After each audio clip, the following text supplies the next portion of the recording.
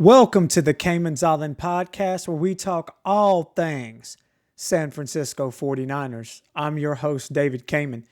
And in today's show, I want to give a full breakdown of yesterday's game between the San Francisco 49ers and the Denver Broncos, which resulted in a 30-9 loss. Now, wanted to just go ahead and tell you that when it comes to preseason football, I know technically speaking it doesn't count, right? So don't want to get too high, really don't want to get too low about anything. But at the same time, I think there's a lot of takeaways and some themes that's kind of eye-opening to keep an eye on headed into the upcoming game against the Raiders. With that said, let's jump right into this thing. So the offense, the good. I think I saw some positive things from Mac Jones, some positive things from Jordan Watkins. It appears that if Mac Jones can get some protection, he understands the system and he can make plays.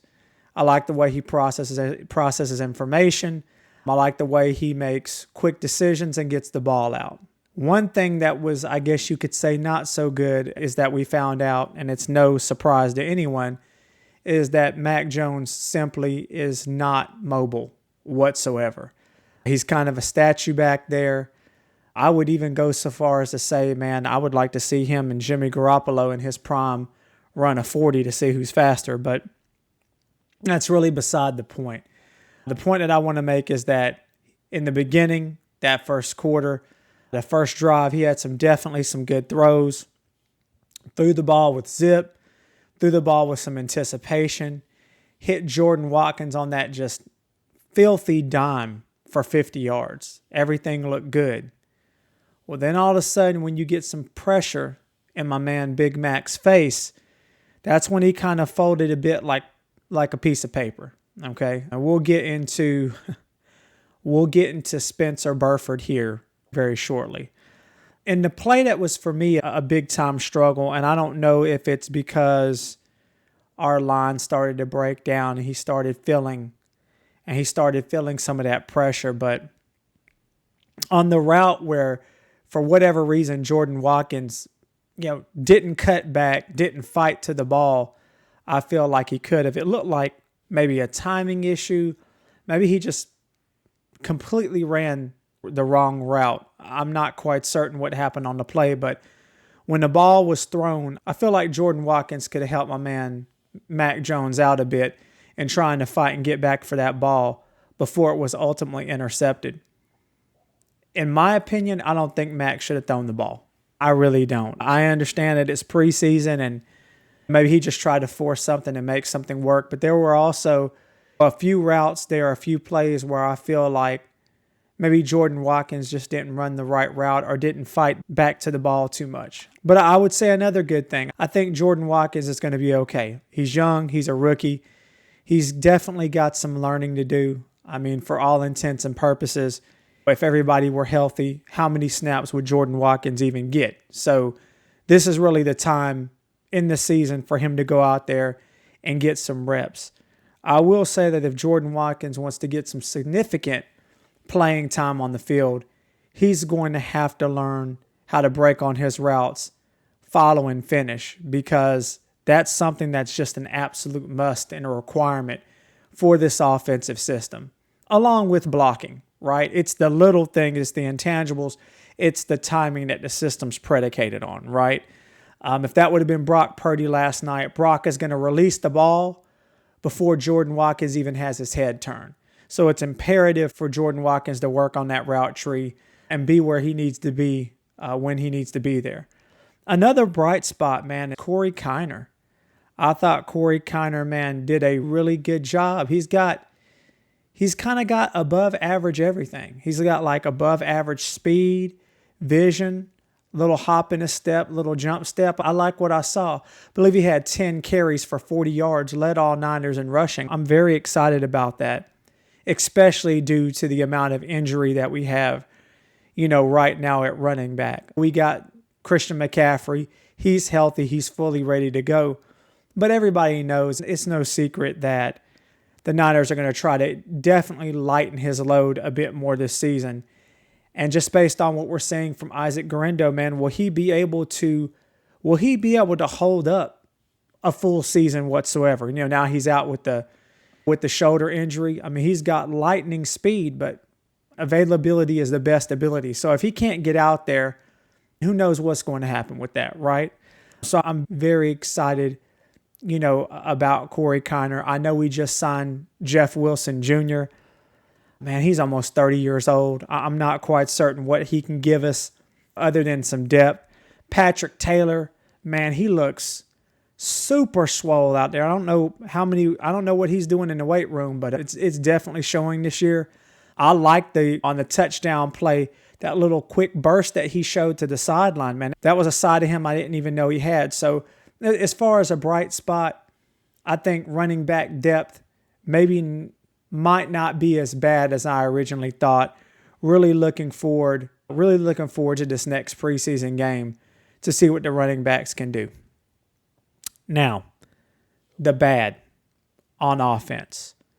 Spencer Burford, and sometimes Spencer Burford. Guys, those 3 plays back to back where he just got absolutely annihilated over on the alarming and very telling. If I'm Kyle Shanahan, if I'm John Lynch, I pick up the phone, man. I make a trade. Maybe there's a team out there that's got a really good backup that we can trade for. I'm not certain, but guys, if Trent Williams goes down, and I know our record is atrocious without Trent. I think we've only won 4 games total when Trent Williams is not in there. Newsflash, Trent hasn't had like a full season in forever, right? I think, honestly, over a decade. So my man Trent's going to miss a game or two. And I don't care how weak and how easy the schedule is. If we don't have him, and based on a preseason game, I don't think we'll win 1 game without Trent. So we've got to figure that out, and figure that out with haste, because Spencer Burford just ain't it. Period. Now, I know it's the first preseason game. Maybe he's not caught up to game speed, but this isn't some rookie who doesn't understand how left tackles, the position is supposed to be played. So my hope is that we don't do that again. I don't care who goes out there. Give someone else an opportunity. Give somebody else a chance. Because with that type of left tackle play, we're going to be down a quarterback. And I feel like at some point in the season, we're going to need Mac Jones. So please, Kyle, please, John, there's not a need to go back and look at tape. You saw this stuff live. You got to do something about that. That is an absolute must. As silly as this sounds, I think another bad is that we didn't get to see Jake Moody kick enough. I really wanted an opportunity for Jake Moody to line up and make some in-game, real-life field goal kicks.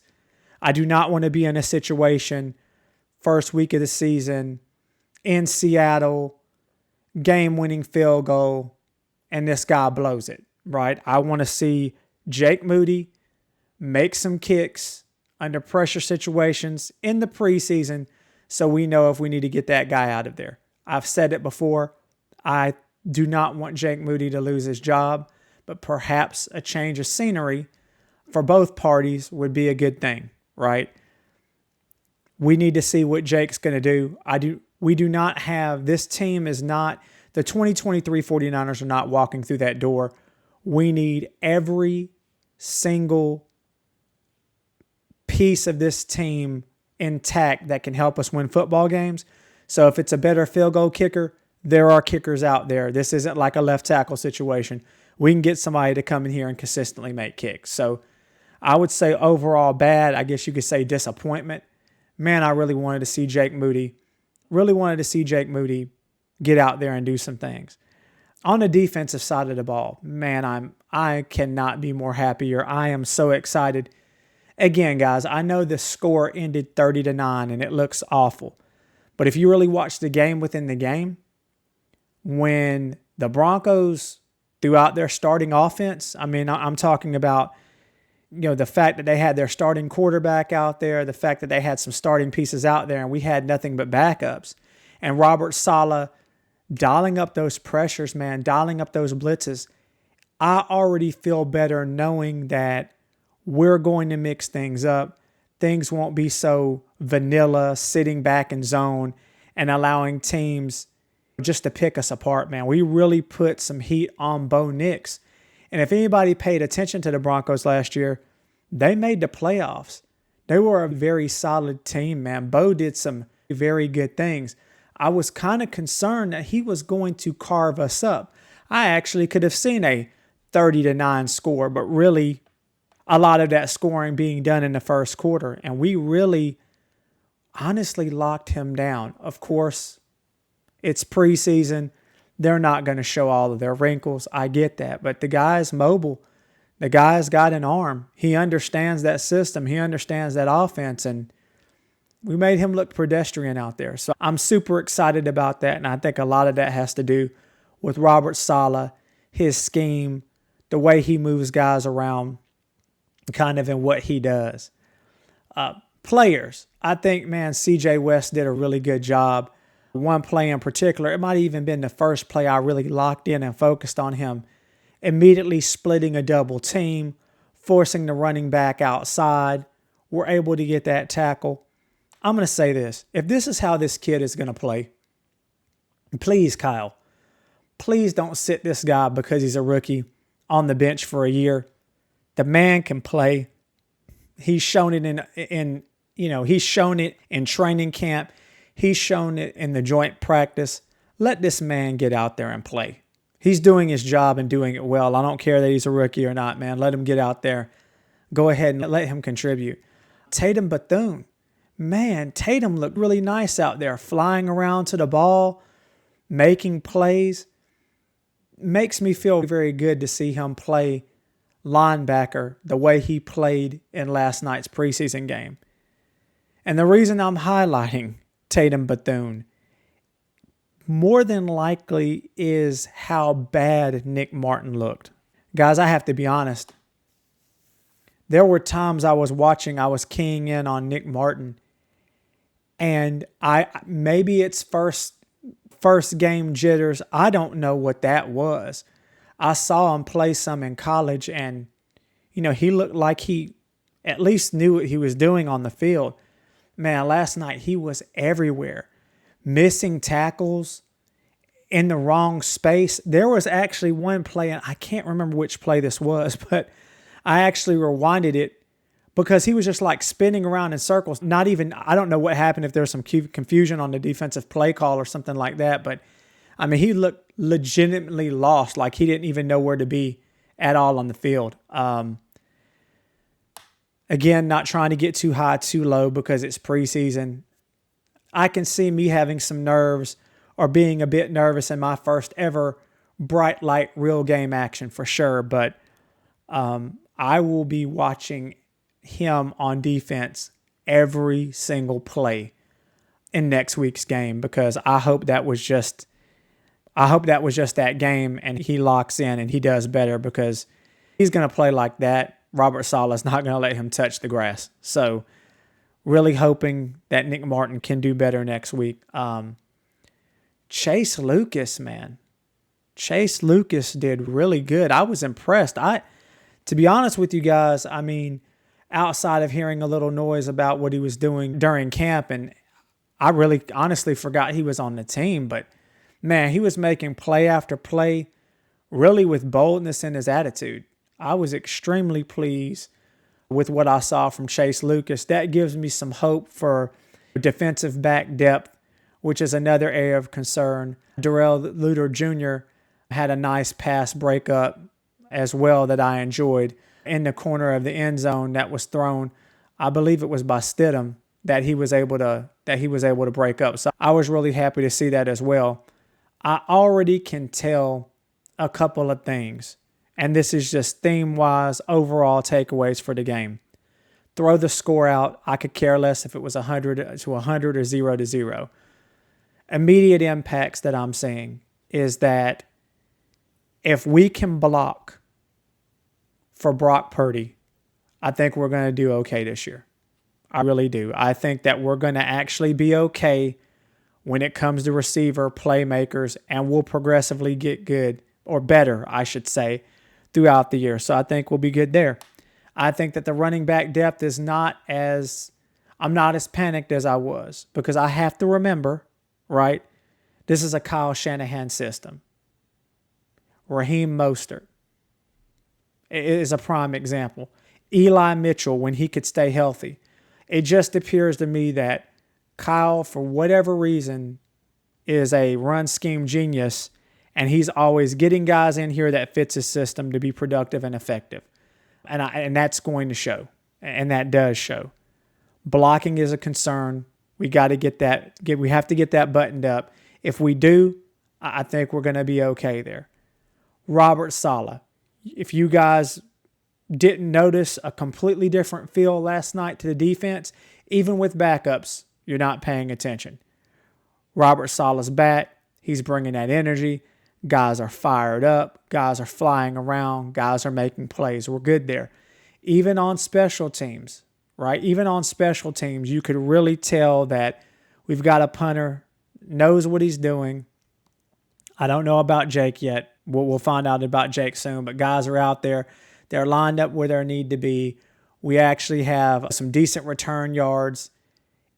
It looks like there is just a common sense approach to special teams, a common sense approach to defense that is already going to make us, I feel like, be better than we were last year.